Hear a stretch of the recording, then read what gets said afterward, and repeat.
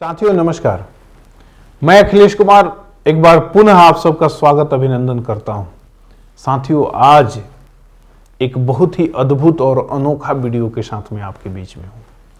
मैं एक वैसे इंसान का इंट्रोडक्शन आपसे कराना चाहता हूं।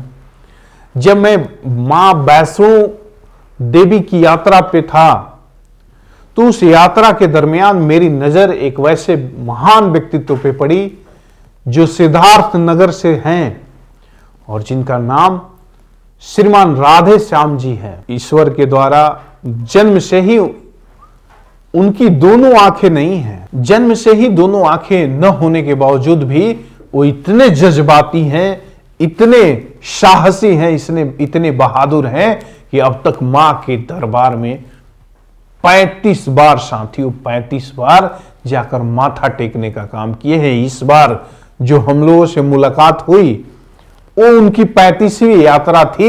मेरा भी दिल धन्य हो गया। हम सब भी सौभाग्यशाली थे कि उनका दर्शन किए।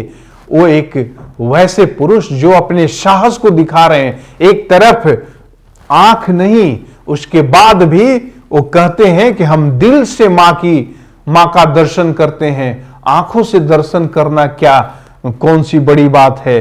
जो मन से दिल से दर्शन करे वो सही में भक्त है। वैसे राधे श्याम जी का वीडियो मैं शूट किया वहां, उनसे बात किया वहां और उस हालात में बात किया जब वहां मां के दरबार के द्वारा जो लाउड स्पीकर लगा था वो बज रहा था।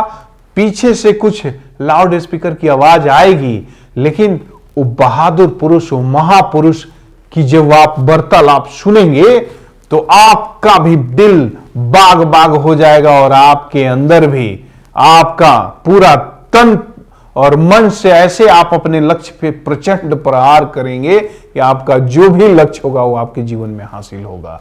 जब एक तरफ बिन आंख वाला व्यक्ति 35 बार मां के दरबार में चढ़ाई कर सकता है, लाठी के सहारे जा सकता है, तो आपको तो दोनों आंख है, आपके पास तो सब कुछ है, तो आप क्या कुछ ऐसा नहीं कर सकते।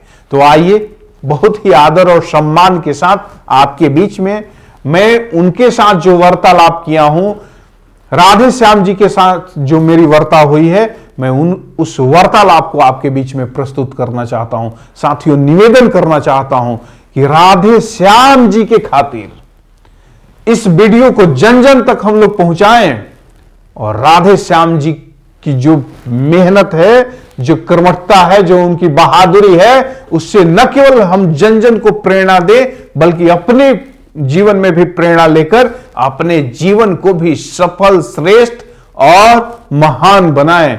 बहुत बहुत धन्यवाद आपको। आइए, प्रस्तुत है राधे श्याम जी के साथ मेरी बातचीत। साथियों नमस्कार, मैं वैष्णो देवी यात्रा पे हूँ और मेरे साथ एक हम लोग के अभिभावक भी हैं। एक वैसे जब्बाज है इंसान है, मनुष्य है, जिनकी मैं जितनी भी प्रशंसा करूँ कम है। ये यूपी के सिद्धार्थ नगर से हमारे साथ जो बैठे हुए हैं राधे श्याम जी हैं।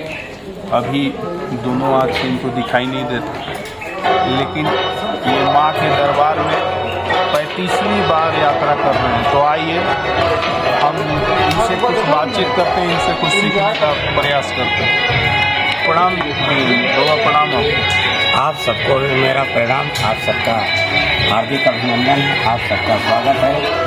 और आप हमसे खुश हुए तो मेरा मनोबल 4 गुना हो गया, क्योंकि समाज में माना जाता है कि दृष्टिहीन किसी काम का नहीं होता, पर नज़रिया बदलने की ज़रूरत है। दृष्टिहीन या कोई भी विकलांगता है वो कभी बेकार नहीं होता, वो हर कोई कारगर होता है, पर उसको हमें समझने की ज़रूरत है। समाज को चाहिए, अगर कोई अंग विहीन है तो उसके मनोबल को हम ऊंचा उठाएं। हम ग्रेजुएट हैं, 99 के बीए किए हुए हैं, पर हमारी नौकरी नहीं लगी, और नौकरी लग जाती तो शायद ये जो आज हम बात कर रहे हैं आप सबके बीच, शायद ये मुझे अवसर नहीं मिलता नौकरी लग जाती तो मेरे भी मिसेज होती, मेरे बच्चे होते, तो ये 35 राउंड मुझे कहाँ से मिलता, कदापि नहीं मिलता। तो भगवान की कृपा ऐसी है कि जिस अवस्था में मैं हूँ बहुत सुंदर है और अति उत्तम है। और हर व्यक्ति के जीवन में एक ना एक सिद्धांत होना चाहिए।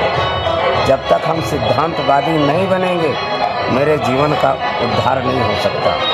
हर व्यक्ति को चाहिए और समय समय पे हम आप सबसे जुड़ते रहेंगे और आप सबको जो पूछेंगे डिस्कस होगा और आप सबको सब कुछ मिलता रहेगा। मेरे बहुत सारे साथी हैं, कोई टीचर है। बाबा आपसे कुछ हम सवाल करना चाहते जी करिए करिए। आप 35वीं बार इस यात्रा पे हैं। जी। कब से यात्रा की शुरुआत की? जी मेरी प्रारंभिक यात्रा 2008 अक्टूबर में हुई थी, दीपावली के समय पे, याद नहीं है मुझे तारीख। और उस पहली यात्रा से जब मैं घर से निकला था तो मैं सोचता था क्या लेके जाऊं यहाँ से। उस टाइम मेरे पिताजी थे और वो पढ़े लिखे नहीं थे। उनसे मैंने कहा कि मुझे जाना है और मुझे पैसे चाहिए, 3000 आप रुपये दो। तो उन्होंने मुझे 3000 जैसे तैसे करके दे दिया और वो यात्रा मेरा आरंभ हुआ। और मेरी यात्रा की उस ललक से मेरी प्यास आज भी शांत नहीं हुई। और अक्टूबर, नवंबर, दिसंबर अपितु जनवरी संक्रांति के दिन भी मैं यहाँ पे था। लगातार 4 महीने आया और संक्रांति के दिन रात को 2:30 बजे पहुँचा था। तो मैं पैर में कुछ भी नहीं डाल रखा था। 4 बच्चे थे, 4-5 बड़े बड़े, 15-20 साल के। वो पानी के सामने खड़े हुए, वो देख रहे थे, कह रहे थे पानी यार ठंडा में नहाऊं कैसे, जो टोटी चलती है। तो मैंने कहा यार ये कह रहे हैं तो लाओ मैं भी अपना हाथ लगा कर देख लूँ। तो मैंने जब हाथ लगाया तो मुझे लगा ना पानी गर्म है ना सर्द है। मैं जब अपने कपड़े उतार करके मैं उसके नीचे बैठ गया तो मेरे पीछे सारे बैठ गए।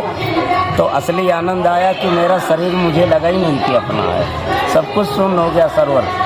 मुझे कपड़ा बदलने में 15 मिनट लग गया था। लेकिन जितना मैं यात्रा करता हूँ मेरे जीवन को आनंद और सुकून मिलता है। और आपको क्या बताऊँ, मैं कितना बताऊँ, जितना बताऊँ उतना ही कम है।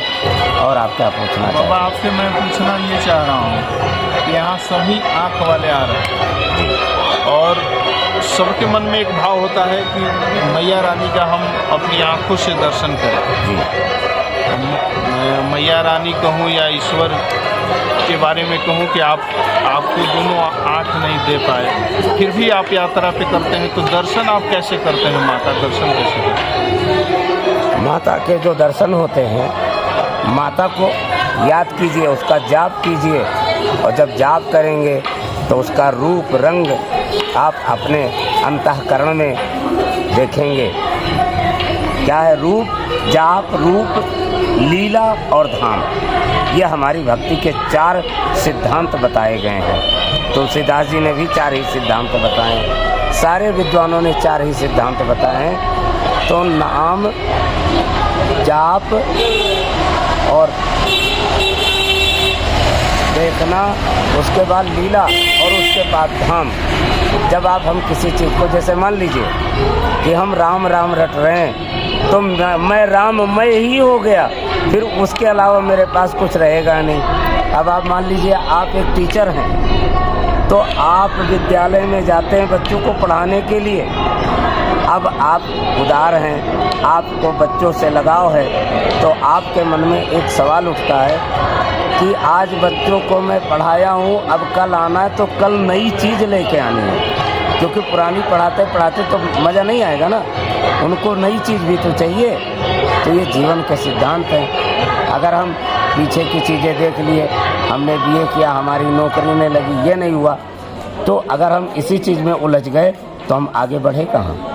उमा कहो मैं अनुभव अपना। तो वही चीज़ें कि अपना अनुभव, ये तो जो पीछे बीत गया ये तो अपना अनुभव है, लेकिन उसी में ना उलझ करके आगे नई करिश्मा कुछ करना चाहिए। बाबा आपके परिवार में कौन कौन है? मेरे 2 भाई हैं और मेरा बड़ा भाई है, उसके 6 बच्चे हैं और 3 बच्चों की शादी कर दी, 2 बेटियों की शादी कर दी।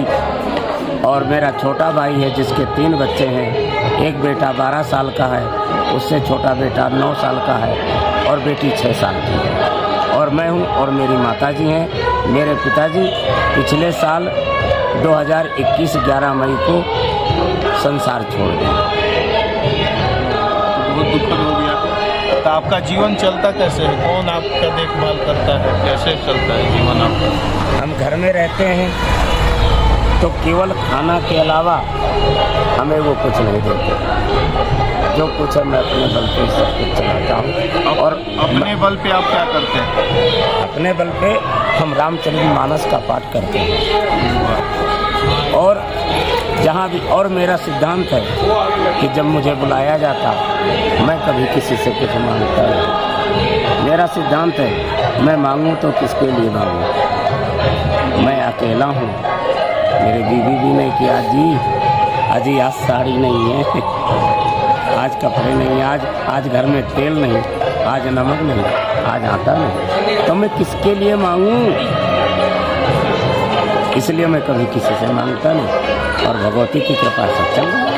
भगवान श्री राम का कथा कहकर आपका जीवन चलता है। जी, बहुत बहुत धन्यवाद आपको। आपसे मिल के हम लोग को भी बहुत बल मिला है और आपसे सीखते हुए हम लोग भी अपने साथियों को भी बताने का प्रयास करेंगे कि ऐसे कई एक साथी हैं जिनको भगवान ने सब कुछ दिया है, दोनों आँख दिया है, दोनों हाथ, दोनों पैर दिया है, फिर भी वो अपने को लाचार विवश प्राणी मानकर और कुछ करने का जोखिम नहीं उठाते हैं। तो ऐसे साथियों के लिए आप प्रेरणादायक हैं बाबा।